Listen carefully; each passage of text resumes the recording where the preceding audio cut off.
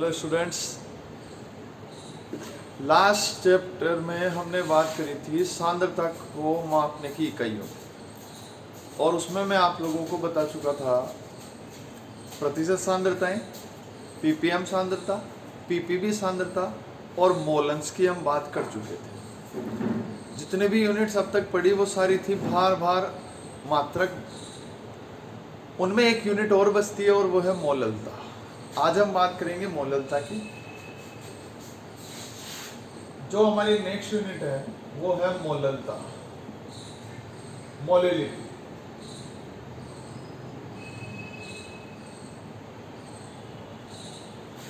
Small M से इसको represent करना है। सांद्रता मापने की सबसे अच्छी इकाई है क्योंकि ये ताप से प्रभावित नहीं होती। लगभग जितने भी भार मात्रक थे जिनमें आयतन आएगा उनको छोड़कर, मतलब W/V और V/V परसेंटेज, इन दोनों को छोड़ दूं तो जितने भी भार मात्रक हमने पढ़े वो सभी ताप से अप्रभावित रहते हैं। मतलब जहां वॉल्यूम आ गया उनको छोड़कर बाकी जितनी भी यूनिट है वो ताप से अप्रभावित रहती है। ठीक बात है। तो देखिए हम बात करते हैं मोललता की। मोललता है क्या? एक सिंपल सी डेफिनेशन इसके लिए दी गई, वो ये दी गई, 1 किलोग्राम या 1000 ग्राम विलायक में उपस्थित 1 किलोग्राम या 1000 ग्राम विलायक में उपस्थित विलेय के मोलों की संख्या, विलेय के मोलों की संख्या मोललता कहलाती है। 1 किलोग्राम या 1000 ग्राम विलायक में उपस्थित विलेय के मोलों की संख्या क्या कहलाती है?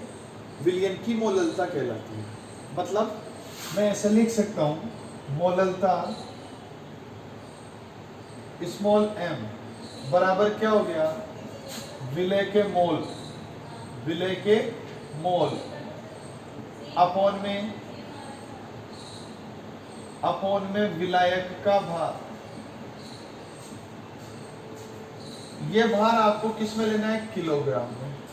अगर आप इसको ग्राम में लेते हो तो आपको इसको चेंज करके किलोग्राम में लाना पड़ेगा। ठीक बात है।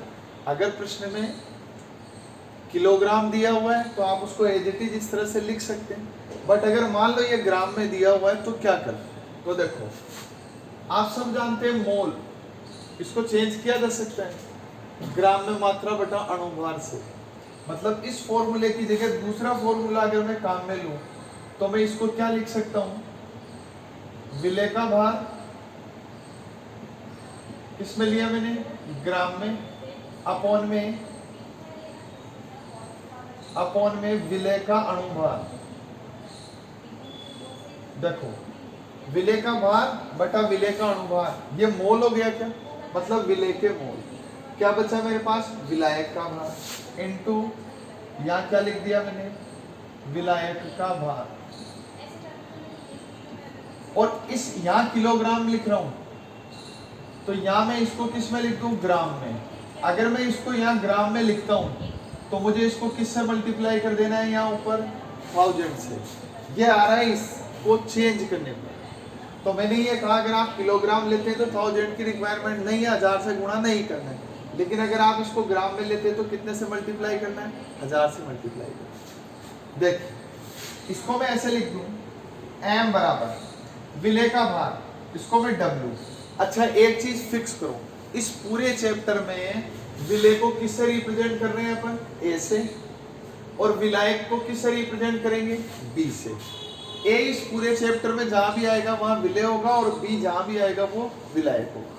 तो मैंने इस विलेय का भार है, इसको मैंने लिखा WA, मतलब वेट ऑफ सॉल्यूट, विलेय का भार, अपॉन में MA विलायक का भार, इनटू WB।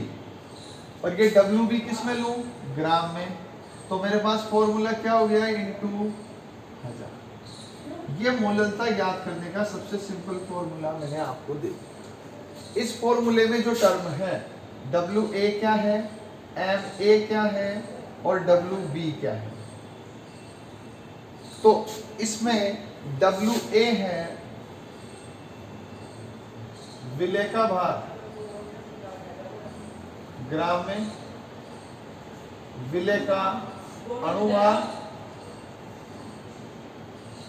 और WB है विलायक का भार, और ये भी किस में लिया है मैंने, ग्राम। ठीक बात। ये आपका एक सबसे सिंपल फॉर्मूला जो मैंने आपको यहाँ दी, ये मोललता का। अच्छा, इससे पहले मैंने आपको मोल भिन्न पढ़ाया था। लास्ट जो हमारा टॉपिक था वो क्या था, मोल भिन्न। और मोल भिन्न में मैंने आपको फॉर्मूला बताया था मोल बटा कुल मोल। कई बार क्या होता है आपको मोल भिन्न दे दिया जाता है, तो मैंने यहाँ नोट लिखा है मोल भिन्न दिया हो, मोल भिन्न दिया गया हो तो स्मॉल m बराबर मोललता का निर्धारण आप कैसे करोगे। क्या दिया हो आपको, मोल भिन्न दिया गया है, मोल भिन्न दिया गया हो तो किसका निर्धारण करना है, मोललता का निर्धारण आप किस प्रकार करोगे। तो मैंने ये कहा x विलेय मतलब विलेय का मोल भिन्न अपॉन में x विलायक, ये लो विलेय का मोल भिन्न, यहाँ लिख दिया मैंने विलायक का मोल भिन्न इनटू, इसको किससे मल्टीप्लाई कर दिया मैंने, 1000 से, 1000 से मल्टीप्लाई कर दिया, गुणा यहाँ मैंने लिख दिया अणुभार मोलिकुलर वेट। और ये जो अणुभार आप यहाँ लिखोगे ये अणुभार होगा विलायक का। किसका अणुभार है ये, विलायक सॉल्वेंट का। एक ये फॉर्मूला है जो जनरली हमें यूज में लेना पड़ता है अगर हमें मोल भिन्न दिया हुआ है। अच्छा, मोल भिन्न दो घटक है, जरूरी नहीं आपको दोनों का दे। मान लो मैंने आपसे कहा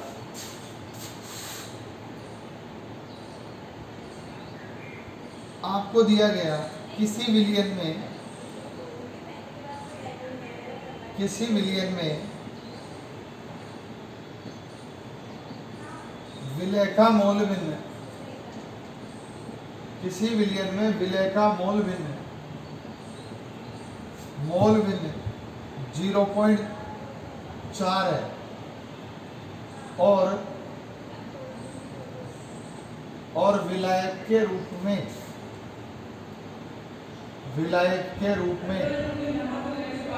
H2O उपस्थित है,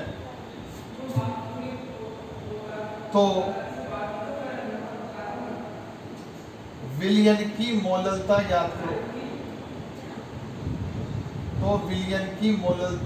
करो, ये मैंने आपको प्रश्न किया। विलयन में विलेय का मोल भिन्न कितने हैं, 0.4, विलायक के रूप में क्या उपस्थित है, H2O। आप सबको पता है H2O का अणुभार 18 होता है।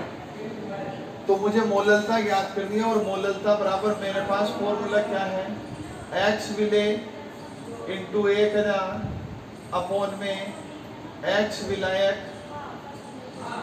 इंटू अणुभार, और अणुभार किसका लेना है, विलायक का, और विलायक H2O है। तो चलो, क्या आपके पास विलेय का मोल भिन्न दिया हुआ है क्या, 0.4 दिया हुआ है। अब मैंने आपसे कहा था मोल भिन्नों का योग सदैव 1 के बराबर होता है, XA प्लस XB बराबर 1। तो मैंने कहा जब मेरे पास विलेय का मोल भिन्न है तो क्या मैं विलायक का मोल भिन्न 0.6 लिख सकता हूं क्या, क्योंकि 0.4 प्लस XB बराबर 1, तो XB बराबर 0.6 हो गया। ठीक बात है, तो ये हो गया 0.6 इंटू यहाँ क्या किया 1000 इंटू जल का अणुभार कितना है 18। कर सकते हैं, इसको आप सोल्व करेंगे। m बराबर पॉइंट से पॉइंट कैंसिल हो गया, ऊपर कितना हो गया 4000, नीचे कितना हो गया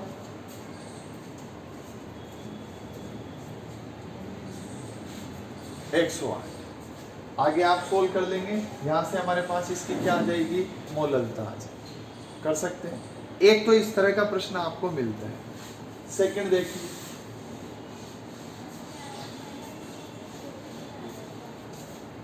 अगला जो प्रश्न है वो है 20% 20%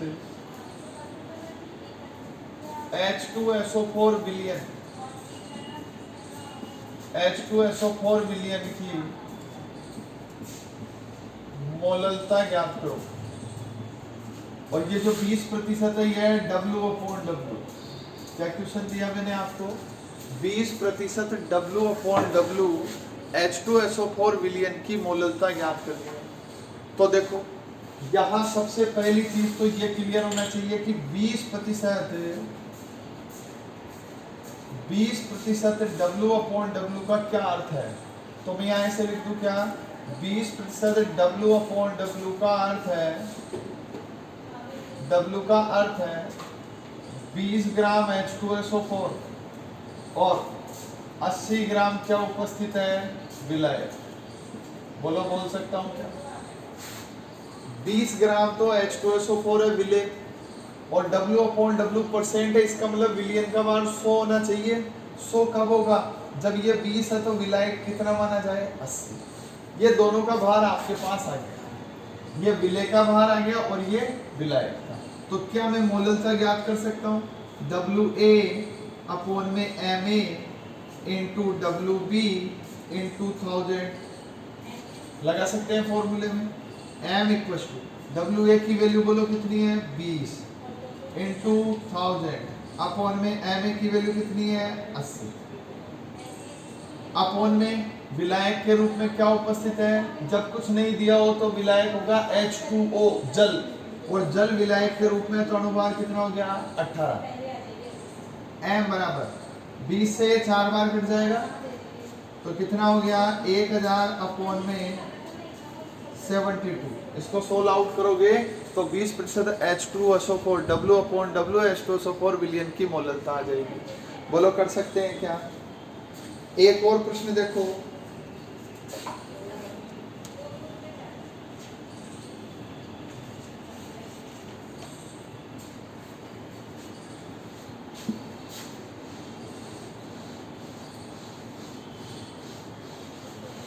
नेक्स्ट क्वेश्चन देखिए, 5.85 ग्राम NaCl, 5.85 ग्राम NaCl 500 ग्राम, अरे एक सेकंड, इसको सही करो भाई। यहाँ अणुभार नहीं लेना, यहाँ H2SO4 लिया है तो ये H2SO4 का अणुभार है 98। मैंने ये 18 लिख दिया, इसको सही कर लिया। यहाँ आएगा 98 और यहाँ आएगा 98 इंटू 4 आएगा। 18 लिख दिया। H2SO4 का अणुभार कितना होता है? 98। क्लियर? सही कर लेना आप। 5.85 ग्राम NaCl 500 ग्राम जल में विलय किया गया है, विलय किया गया है। तो प्राप्त विलयन की मोललता ज्ञात करो।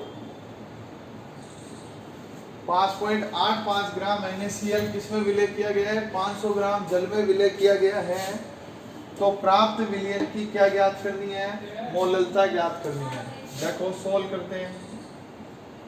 मोललता बराबर फॉर्मूला बोलो, WA अपॉन में MA इंटू WB इंटू 1000। बोलो, यही लिखूंगा।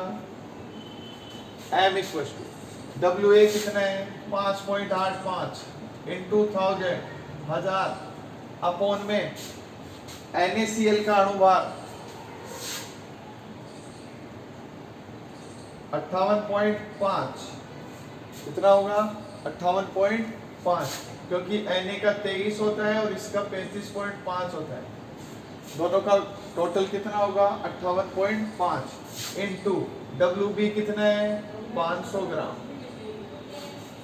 इसको सोल्व करेंगे तो M बराबर, देखो इस पॉइंट को हटाऊंगा तो ये पॉइंट हट जाएगा, बट यहाँ एक जीरो लगा देंगे।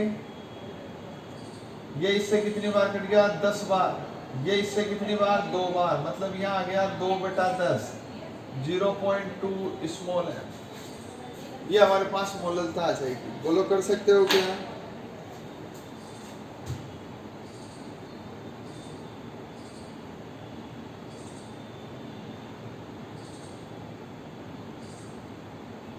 कर सकते हैं? तो एक क्वेश्चन लिखो, उसको अपने आप सोल्व करके बताओ।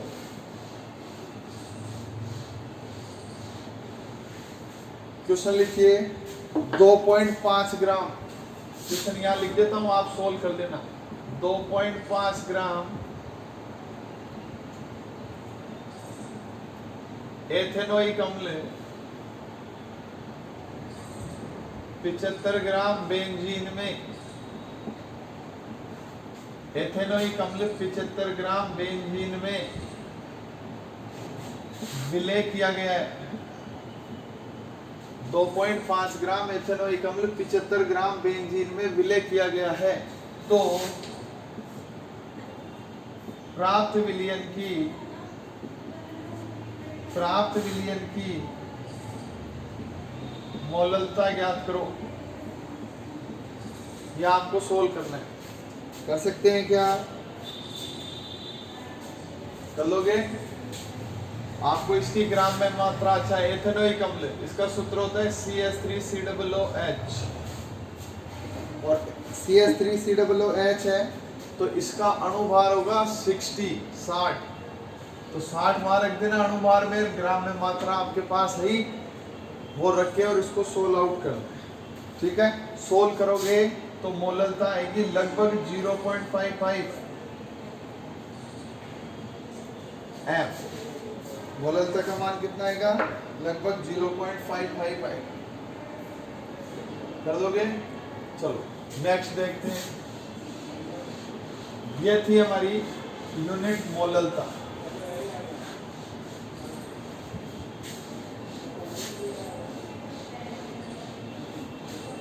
अब हम बात करते हैं भार आयतन मात्र को। इसकी बात करते हैं, भार आयतन मात्रक। ये ताप के साथ परिवर्तित हो सकते हैं भाई, क्योंकि इनमें आयतन यूज में आएगा। और भार आयतन मात्रक जो थे, इनमें पहला यूज में लेना है हमें मोलरता। पहली यूनिट क्या थी? मोलरिटी। और मोलरता को कैपिटल एम, मोलरता को किससे दर्शाओगे? कैपिटल एम से प्रदर्शित करेंगे। अब मोलरता है क्या? पहले परिभाषा की बात करते हैं। तो हम बात कर रहे थे मोलरता की। मोलरता क्या है? तो देखो, हमने भार और आयतन दो चीजें ली।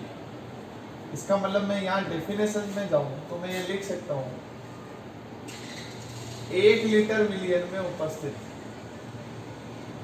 1 लीटर विलयन में उपस्थित विलय के मोलों की संख्या, 1 लीटर विलयन में उपस्थित विलय के मोलों की संख्या विलयन की मोलरता कहलाती है। क्या कहलाती है? 1 लीटर विलयन में उपस्थित विलय के मोलों की संख्या। हमने कहा एक निश्चित या एक पर यूनिट वॉल्यूम, एक इकाई आयतन है मेरे पास, फिक्स किया हुआ है 1 लीटर। इसमें कुल कितने मोल उस विलय पदार्थ के हैं, वो संख्या क्या कहलाएगी? मोलरता कहलाएगी। मतलब मैं ऐसे लिख सकता हूँ, मोलरता बराबर विलय के मोल अपॉन में विलयन का आयतन। या मैं क्या यूज में ले रहा हूं? विलयन। पिछला जो केस था मोलिलिटी का, मोललता का, उसमें हमने यूज में लिया था विलायक का भार। और मोलरता में क्या काम में ले रहा हूं? विलयन का आयतन। विलयन का आयतन। और आयतन किस में लेना है आपको? लीटर में। अब आप चाहो तो इसको बदल सकते हो। चलो, मोलरता, मोलरता कैपिटल एम, ये किसके इक्वल, तो यहाँ देखो क्या लिख रहा है, विले के मोल, और मोल को मैं क्या लिख सकता हूँ, ग्राम में मात्रा बटा में अणुभार। बोलो लिख सकता हूँ कि नहीं लिख सकता। तो देखो यहाँ क्या हो गया, डब्ल्यू ए अपॉन में एम ए इंटू विलियन का आयतन वी। अब यहाँ आयतन अगर लीटर में लूँ तो एज इट इज लिख देना, बट अगर आयतन किस में ले लूँ, एम एल में। जब आयतन को एम एल में लिया तो यहाँ किससे मल्टीप्लाई कर देंगे, 1000 से मल्टीप्लाई कर देंगे। तो देखो इस फॉर्मूले के according what is the W A M A and B, सबको पता है, पहले यूज में ले चुका हूं डब्ल्यू ए। डब्ल्यू ए था विले का भार, एम ए विले का अणुभार, और वी है विलियन का आयतन। ठीक बात। चलो अब अगर इस फॉर्मूले के यहां पर क्या दिया हुआ है, वॉल्यूम, विलियन का आयतन। अच्छा मैं यहां नोट लगाकर लिखता हूं, यदि विलियन का घनत्व दिया गया हो, आपको क्या दे दिया जाए, घनत्व, और जब विलियन का घनत्व दे दिया जाए तो डेंसिटी हो गई, और आप ऐसे कहते हो डी बराबर एम अपॉन में वी होता है। बोलो लिखते हो कि नहीं लिखते हो, डी बराबर एम अपॉन में वी, और जब डी बराबर एम अपॉन में वी लिखते हो तो इस v को चेंज किया जा सकता है क्या, इस v को इधर ले लूं तो v बराबर क्या हो जाएगा, m अपॉन में d। मतलब ये जो आयतन है, इस आयतन की जगह में अब ले सकता हूं विलियन का भार, मास, द्रव्यमान, विलियन का भार बटा विलियन का घनत्व, डेंसिटी। मतलब ये जो फॉर्मूला यहाँ दिखाई दे रहा है, अगर मैं इस फॉर्मूले में क्या यूज करूं, घनत्व, और आप सबको पता है d बराबर m अपॉन वी होता है भाई, तो v की जगह v बराबर क्या लिख सकता हूं, m अपॉन में d लिख सकता हूं क्या, और ये v विलियन के लिए काम में ले रहे हो, तो इस केस में फॉर्मूला क्या बन जाएगा, मोलरता m बराबर, बोलो डब्ल्यू ए तो अपनी जगह रहेगा ही रहेगा, इंटू 1000 अपॉन में एम ए अपनी जगह रहेगा, इस v की जगह मेरे पास आ गया m अपॉन में d, और d ऊपर चला गया ये लो d। ये जो m मैंने लिखा है ये किसका भार है, विलियन का भार है। किसका है, विलियन का मास है, द्रव्यमान है, या उसका भार मान सकता हूं मैं इसको। तो फॉर्मूला बन गया m बराबर W A into D into 1000 upon में एम ए इंटू विलियन।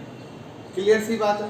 अब देखो इस फॉर्मूले को दूसरी टर्म में बदला जा सकता है।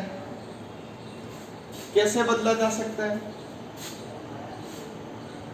यहां लिया मैंने नोट, नोट में मैं ऐसे लिख दूं,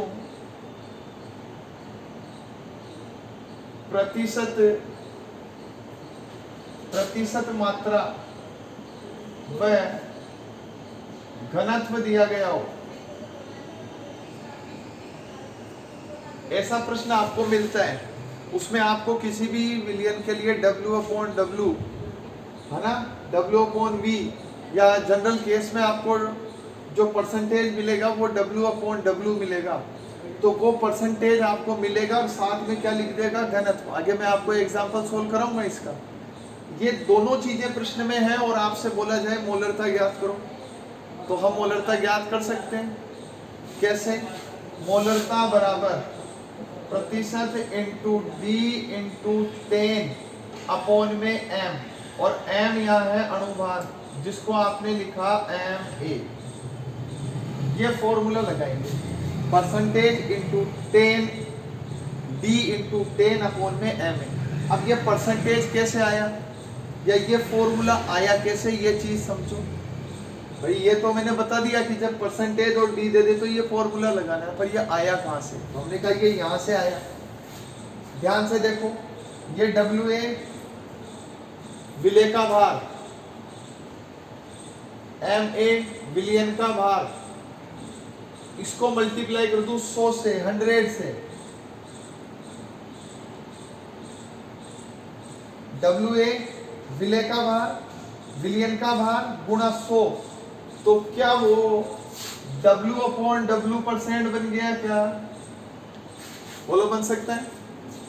इन तीनों को मैंने W/W बना दिया, अब जो बचा वो वहां लिख दिया। यहाँ D बच रहा है, इसमें से 10 बचा हुआ है 10, और यहाँ क्या बचा हुआ है MA, इसलिए मैंने ये फॉर्मूला यूज में लिया। जब मुझे क्या दे दिया जाए, प्रतिशत मात्रा और घनत्व दिया जाए, तो मैं ये फॉर्मूला यूज में लूँ। तो 3 फॉर्मूले आपके पास है, M बराबर WA, MA 1000/V। फिर फॉर्मूला है, अगर आपको डेंसिटी दी जाए तो उसको चेंज किया जा सकता है द्रव्यमान के साथ में, V की जगह D/M आ गया यहाँ पर। इस फॉर्मूले में से WM और 100 को हटाया तो ये परसेंटेज W/W बन गया, और D × 10/MA हो गया। बोलो कर सकते हैं क्या? अगर कर सकते हैं तो अगला नोट,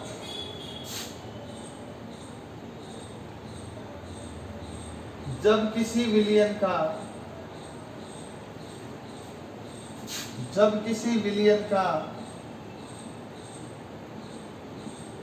तनुकरण किया जाए, जब किसी विलयन का क्या किया जाएगा, तनुकरण किया जाए, मतलब आपको पहले से बना बनाया एक निश्चित सांद्रता का विलयन मिला हुआ है, उसकी सांद्रता, उसका आयतन आपको पहले से पता है। अब आपको कहा गया कि उसका तनुकरण करो, उसमें और अधिक पानी मिलाओ, और पानी मिलाने के बाद ये बताओ उसकी मोलरता कितनी होगी, या नए बनने वाले विलयन का आयतन कितना होगा। ऐसे केस में क्या करें? तो जब भी इस तरह का कोई प्रश्न आए, जब विलयन का क्या किया जा रहा हो, तनुकरण किया जा रहा हो, उसमें पानी मिलाया जा रहा हो, तो ऐसी स्थिति में आपको फॉर्मूला काम में लेना है, M1V1 बराबर M2V2।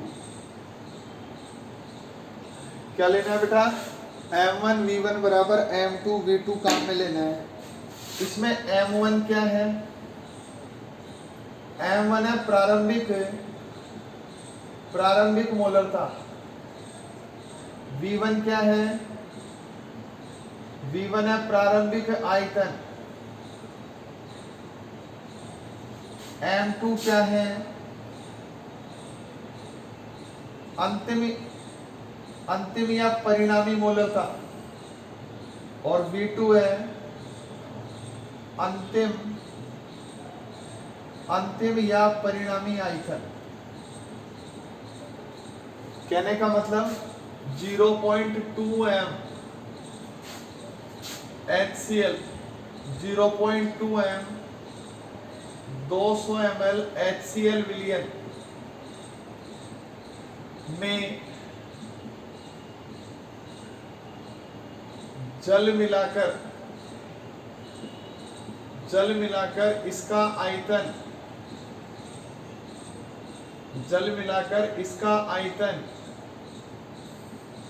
600 ml कर दिया जाता है। क्या कहा? क्वेश्चन लिखा मैंने आपके लिए यहाँ, 0.2 m 200 ml HCl विलयन में जल मिलाकर इसका आयतन 600 ml कर दिया जाता है। तो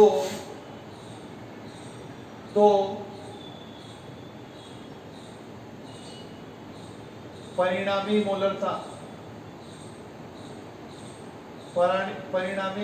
क्या होगी? ये प्रश्न आपको हल करना है। तो क्या आपके पास M1 है? ये रहा। क्या आपके पास V1 है? ये रहा। बाद में आयतन कितना हो गया? 600 ml हो गया। तो आयतन इतना कर दिया जाता है, मतलब 600 कर दिया, तो V2 कितना हो गया? 600। तो हमें क्या निकालना है? M2 निकालना है। और M1V1 बराबर M2V2 लगाएंगे, और हमें क्या ज्ञात करना है? M2 ज्ञात करना है। कर सकते हैं? कैसे देखेंगे आगे, और क्वेश्चन सोल्व करेंगे, उन क्वेश्चनों में इसकी बात करेंगे। ये हो गए 4 फॉर्म। आगे चलिए, अब आपको क्या करना है? मिक्स करना है। क्या करना है? मिक्स। नेक्स्ट लिखा मैंने नोट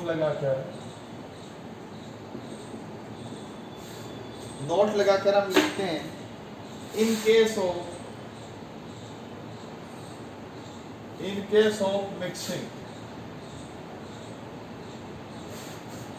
जब दो विलयनों को आपस में मिक्स किया जाए, एक अलग सांद्रता और अलग आयतन रखने वाला विलयन और एक अलग सांद्रता और अलग आयतन रखने वाला दूसरा विलयन है, इन दोनों को मिक्स कर दें। मतलब ये विलयन ए है, ये विलयन बी है, इन दोनों को मिक्स करना है और मिक्स करके नया विलयन बनाना है। ये जो नया विलयन बन रहा है, इस नए विलयन की मोलरता आपको ज्ञात करनी है। अब हमारे पास दो केस होते हैं इस तरह के प्रश्नों में, या तो ये दोनों विलयन समान हो सकते हैं, एसिड एसिड, या ये दोनों विलयन अलग अलग हो सकते हैं, एक एसिड हो गया एक बेस हो गया। समझ में आ रही है बात? तो आपको दो केस मिल रहे हैं। पहला केस मैं आपको देता हूं यहां पर, पहला केस मैंने इसमें लिखा ए पॉइंट लगा, इसमें हमने कहा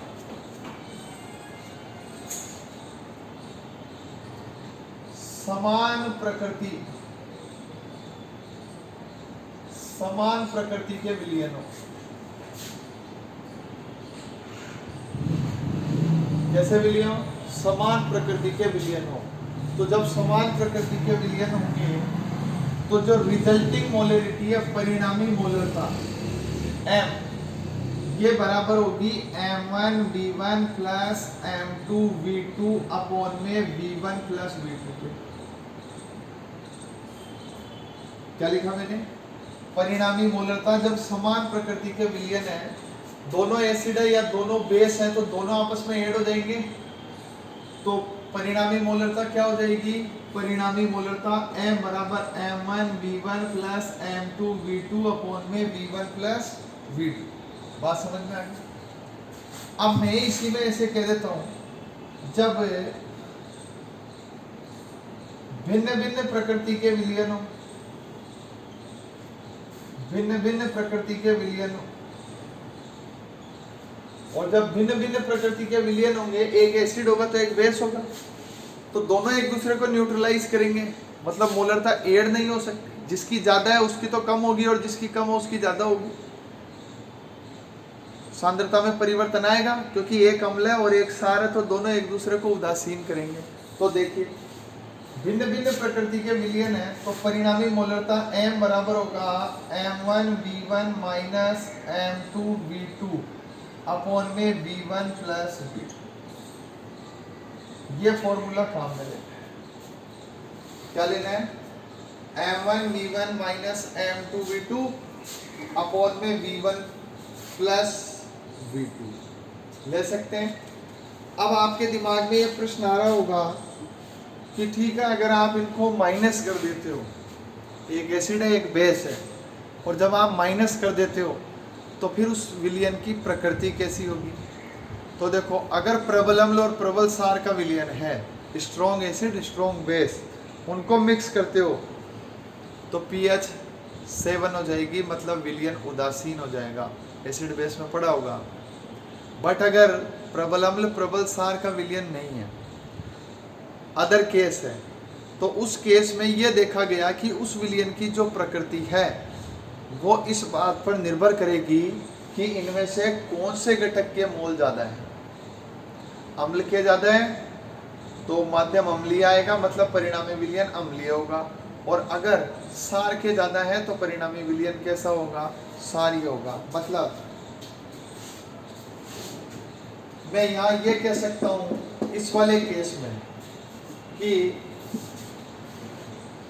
परिणामी विलयन की प्रकृति, क्या बोल सकता हूँ?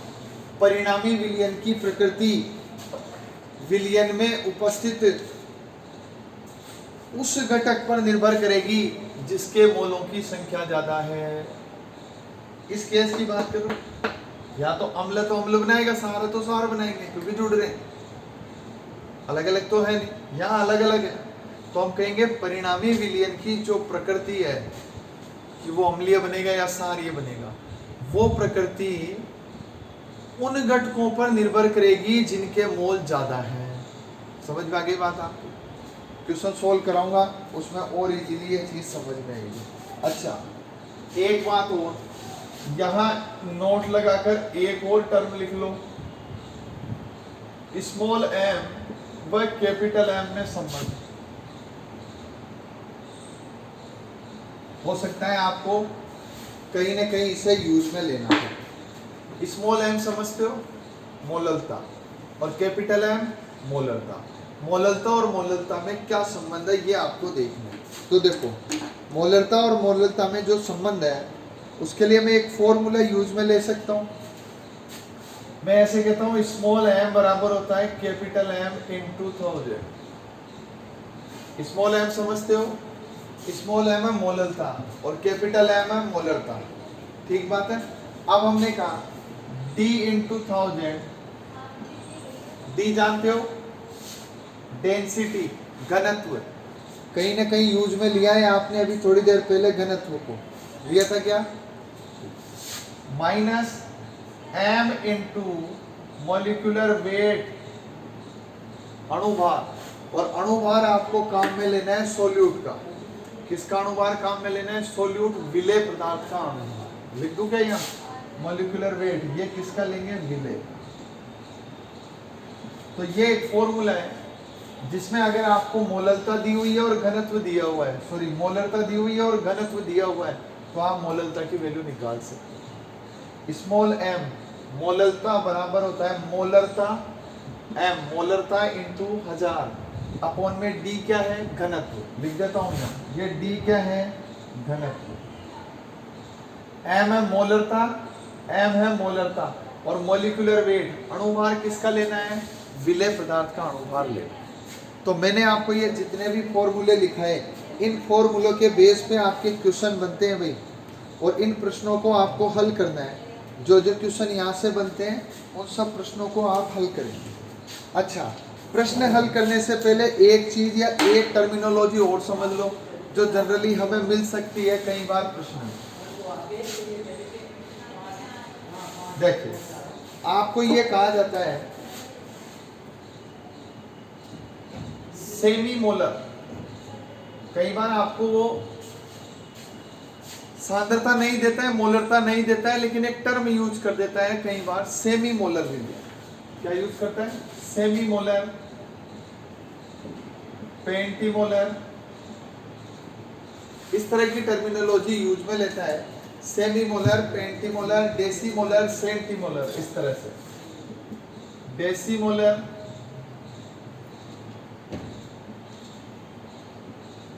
सेंटीमोलर, सेमी, पेंटी, डेसी, सेंटी। एक आप काम में ले सकते हो कहीं पे अगर रिक्वायरमेंट पड़े, वैसे पड़ती नहीं है, मिलीमोलर।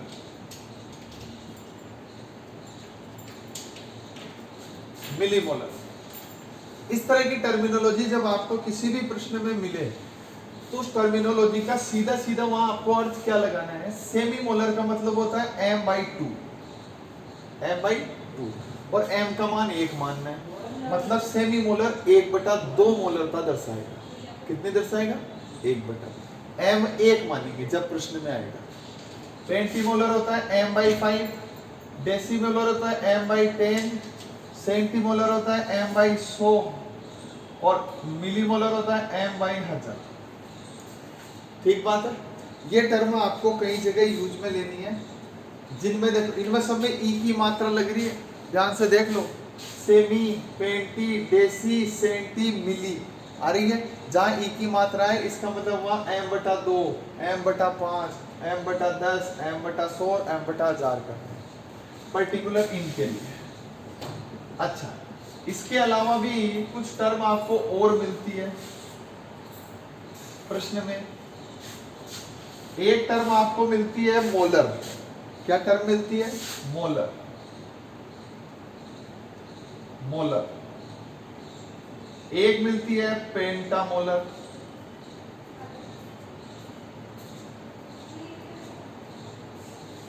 मोलर, उसके साथ में क्या लिया मैंने, पेंटामोलर। एक आपको मिलती है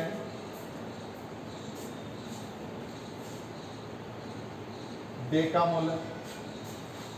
मोलर टर्म जहां भी आएगी वो उसको यूज में लेना है एम और एम का मान 1 रखना है अगर नहीं दिया होगा। केवल मोलर लिखा है उसका मतलब एम, इसका मीन क्या 5 एम होगा तो पेंटामोलर, और 10 एम होगा तो डेकामोलर। ये टर्मिनोलॉजी आपको काम में लेनी होती है इन सारी जगहों।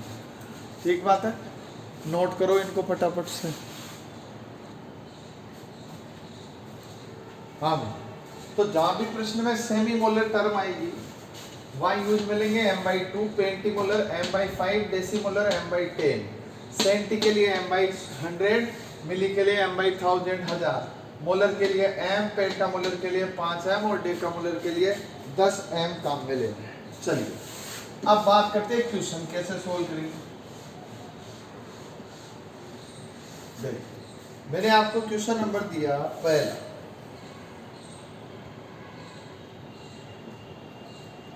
क्या क्वेश्चन दिया 90% W/W H2SO4 विलियन, क्या दिया 98% W/W H2SO4 विलियन का घनत्व,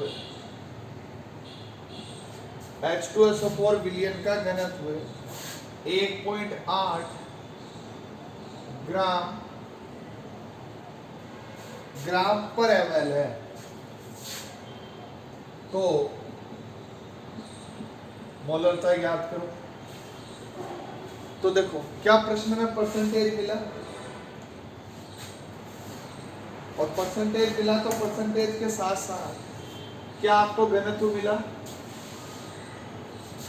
और जब परसेंटेज और घनत्व आ गया तो फॉर्मूला मैंने आपको बताया क्या यूज में लोगे, m बराबर percentage into d into 10 upon में मोलिकुलर वेट, अणुभार, और मोलिकुलर वेट जो था वो था ma, विलेय का अणुभार। तो देखो कैपिटल M बराबर परसेंटेज बोलो 98 इंटू 1.8 इंटू 10 अपॉन में अणुभार कितना लिया 98। जब अणुभार 98 लिया, 98 से तो 98 कैंसिल आउट हो गया, तो m बराबर कितना आ गया 18, और यूनिट क्या हो गई मोल पर लीटर, यूनिट क्या हो गई इसकी मोल पर लीटर। कर सकते हैं पहला क्वेश्चन। नेक्स्ट क्वेश्चन में चलो,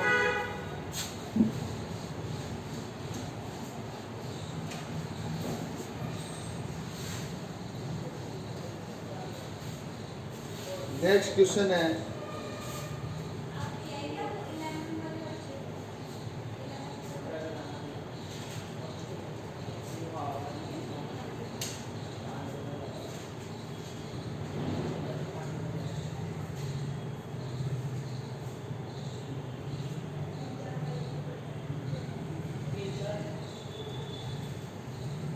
क्वेश्चन लेना है, यदि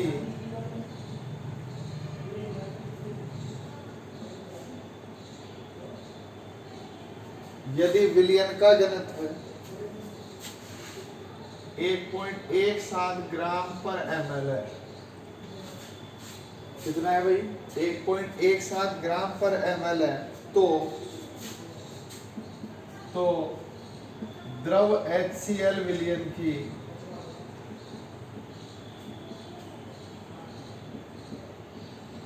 मोलरता ज्ञात करो। विलयन का घनत्व आपको दिया हुआ है, आपको क्या ज्ञात करना है, द्रव HCl विलयन की मोलरता ज्ञात करनी है। बहुत अच्छा प्रश्न है, केवल मैंने डेंसिटी दी है आपको, और डेंसिटी देकर आपको क्या पूछ लिया, विलयन की मोलरता आपसे पूछ ली। तो देखो आप इसको ऐसे सोल्व करें, D बराबर क्या होता है m अपॉन में v होता है क्या भाई, तो डेंसिटी जो है वो m अपॉन v के बराबर हो गई क्या, और कहीं ना कहीं मोलरिटी के फॉर्मूले में m भी आता है और v भी आता है, बोलो आता है क्या, तो उस m और v की जगह मैं डेंसिटी को काम में ले सकता हूँ, और जब उसकी जगह डेंसिटी को काम में लूंगा तो मेरे पास फॉर्मूला क्या हो गया,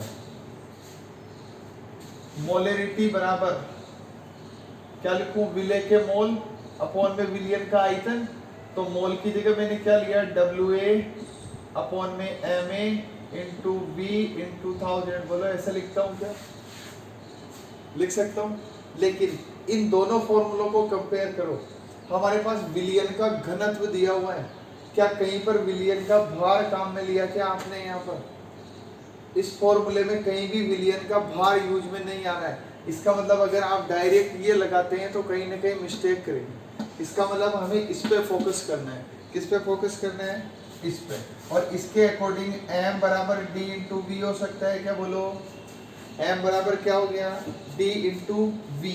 आपने कहीं ऐसे पढ़ा था n बराबर, n है मोलों की संख्या, और मोल किसके बराबर होते हैं? ग्राम में मात्रा बटा अणुभार। तो मैं ग्राम में मात्रा को m लिख दूं क्या? मास, द्रव्यमान। जैसे यहाँ लिख रहा हूँ मास, ऐसे यहाँ लिख दिया मास, द्रव्यमान अपॉन में मोलिकुलर वेट। क्या लिख दिया? बार बटा अणुभार, m अपॉन में मोलिकुलर वेट। क्या यहाँ इस m की वैल्यू यहाँ पुट कर दूं तो मेरे पास क्या हो जाएगा? n बराबर, बोलो क्या हो गया? d इंटू वी अपॉन में मोलिकुलर वेट हो गया। क्या ये किसकी वैल्यू आ गई? मोलों की। कि ये मेरे पास मोल है, और मोल निकालने के लिए ये काम में ले सकता हूँ। किसी भी विलियन में उपस्थित मोल ज्ञात करने हैं तो मोल ज्ञात करने के लिए d इंटू वी अपॉन में मोलिकुलर वेट यूज में लिया जा सकता है। तो देखो, जब आप इसको यूज में ले लेंगे तो मुझे ये बताओ मोलरता जो है वो किसके बराबर होती है भाई? मोल, मोल मतलब n। बोलो लिख सकता हूँ क्या?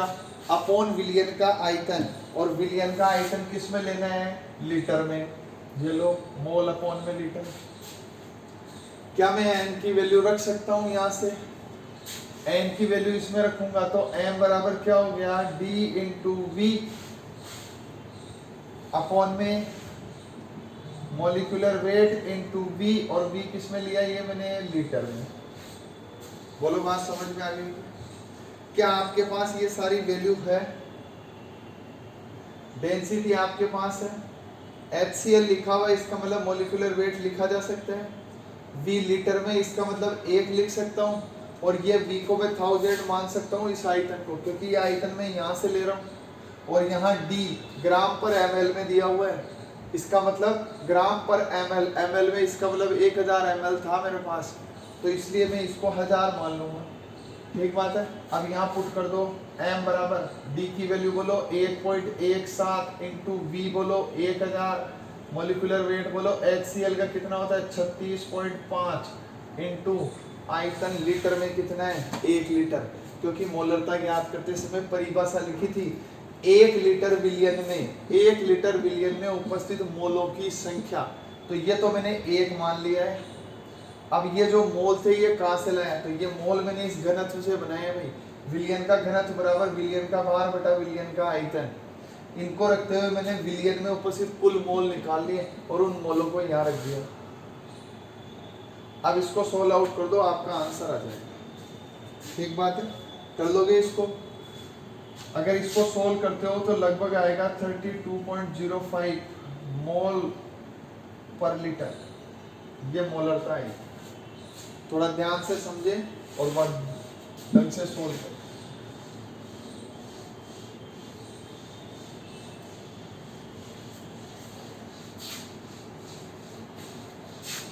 चलिए नेक्स्ट क्वेश्चन देखो।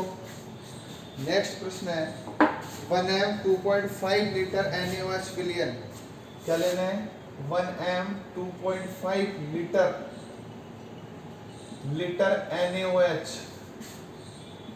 NaOH विलियन। अच्छा, क्या आपको इसकी मोलरता दी हुई है? 1m। क्या इसका आयतन दिया हुआ है? 2.5 लीटर। ठीक है, इसको मिक्स किया है विलियन को 0.5 m 3 litre 0.5 m 3 litre NaOH विलियन के साथ मिक्स किया जाता है, साथ मिलाया जाता है। तो परिणामी मोलरता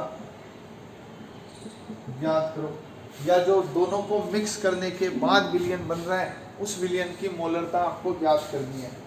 समझ में आ गई क्या बात? अब देखो परिणामी मोलरता आपको ज्ञात करनी है। चलो एक काम करते हैं, ऑप्शन से सोल्व करो। Option A 0.80, option B 1.0 M, option C 0.73 M और ऑप्शन डी जो आप ले रहे हो वो है 0.50 एम। ये चार ऑप्शन मैंने आपको दिए हैं। प्रश्न आपको हल करना है। परिणामी मोलरता निकालने के लिए फॉर्मूला था एम रिजल्टेंट। रिजल्टेंट मतलब होता है परिणामी। एम परिणामी बराबर m1 v1 plus m2 v2 upon में v1 प्लस v2। क्योंकि दोनों विलियन कैसे हैं? समान, इसलिए प्लस का साइन यूज करके फॉर्मूला लिखा है। देखो एम आर बराबर पहले विलियन की मोलरता 1 है, पहले विलियन का आयतन 2.5 है। अच्छा आयतन लीटर में दिया हुआ है तो इसको बदलना नहीं है, एज इट इज रख देना है। ml में होता तो 1000 का भाग देके लिखता, लीटर में इसलिए एज इट इज ऐसे कैसे ही लिख दिया। 1 गुणा 2.5 प्लस दूसरे विलियन की कितनी है 0.5 इंटू आयतन कितना है 3 अपॉन में v1 प्लस v2 तो 2.5 प्लस 3 कर सकते हो। जब आप इसको सोल्व आउट करेंगे तो एम आर कितना आ जाएगा भाई बोलो? 2.5 प्लस 1.5 2 अपॉन में 5.5 तो एम रिजल्टेंट बराबर 4/5.5 आ गया। क्या आगे आप सोल्व कर लोगे क्या? आगे सोल्व करेंगे तो लगभग 0.73 कैपिटल एम आएगा। इसका मतलब आपका आंसर है सी 0.73 है। बोलो समझ में आया क्या? कर सकते हैं? अगर कर सकते हैं तो अगला प्रश्न लिखो।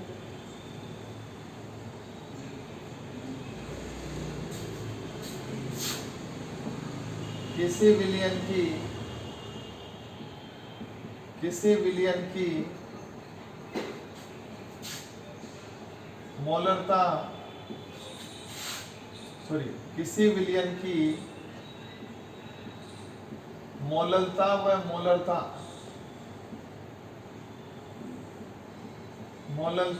मोलरता क्रमशः 9 व 10। किसी विलियन की मोलरता व मोलरता क्रमशः 9 व 10 है यदि विलेय का अणुभार 50 हो। यदि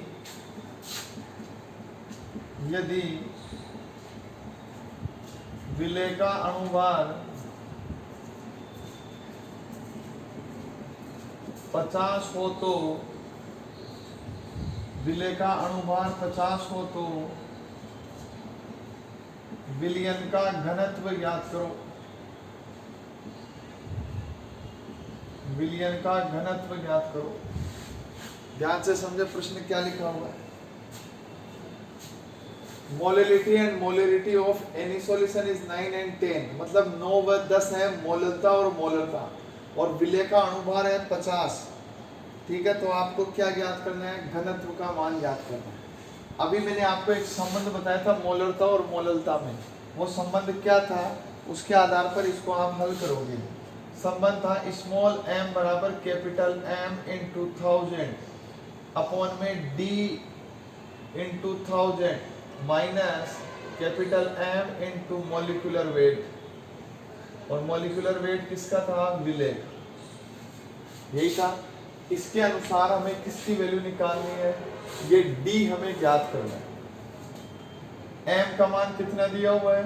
9 बराबर 10 इंटू 1000 अपॉन में d इंटू 1000 माइनस 10 इंटू 50। ये रखना है और इसको सोल्व करना है। कर लोगे क्या?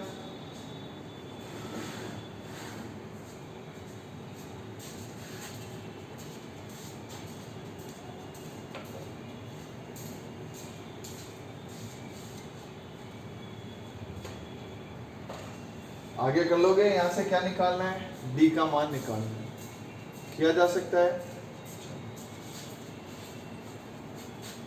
जब यहां से डी का मान निकालेंगे तो ये ऊपर चला जाएगा, ठीक है, सोल्व करना, और यहां से क्या निकालना है, आगे आपको। नेक्स्ट क्वेश्चन देखो,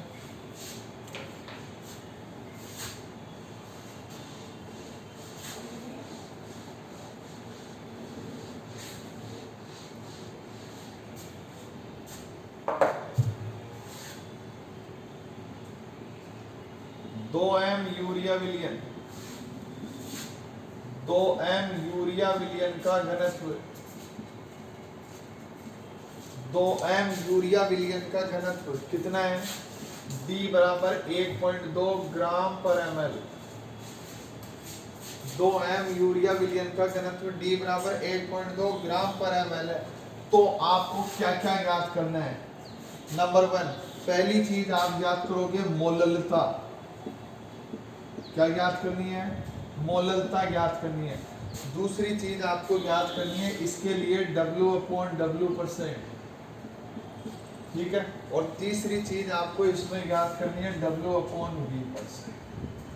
ये 3 चीजें आपको सोल्व करनी है इस प्रश्न में। कर लोगे या आपको घर से सोल्व करना है। एक और क्वेश्चन देखो, क्वेश्चन दिया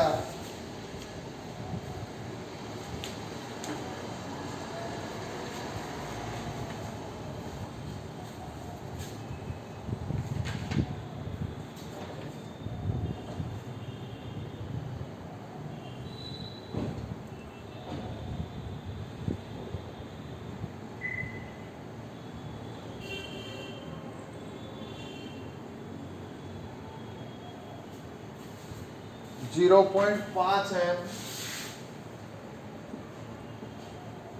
HCl, 0.5 एम HCl के 100 ml आयतन में 50 ml जल 50 ml जल और मिलाया जाता है, 50 ml जल और मिलाया जाता है, तो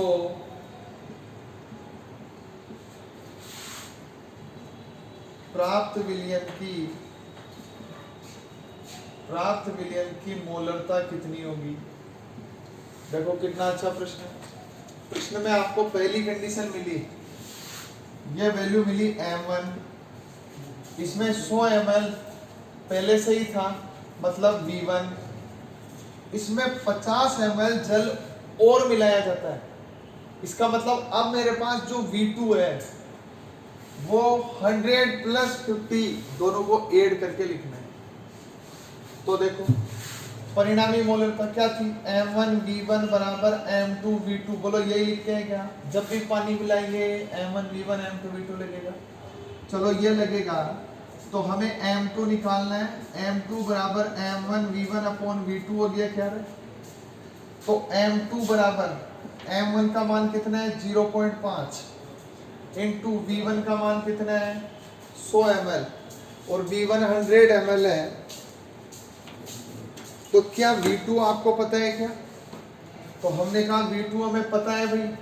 v2 था पहले मेरे पास 100 ml था, इसमें मैंने 50 ml और मिला दिया, तो मिलाने के बाद 150 ml हो गया, और ये 150 ml मेरे लिए क्या होगा v2। तो मैं यहाँ क्या लिख दूं 150, और जब 150 लिखा तो m2 बराबर, बोलो इस पॉइंट को हटाएंगे तो यहाँ 0 लग गई क्या, तो ऊपर कितना हो गया 500, नीचे कितना हो गया 1500, यानी कि 5/15 आ गया। और 5/15 है तो आप सोल्व कर सकते हो क्या, 5/15 15 का मतलब हो गया 0.33 ml m कैपिटल M।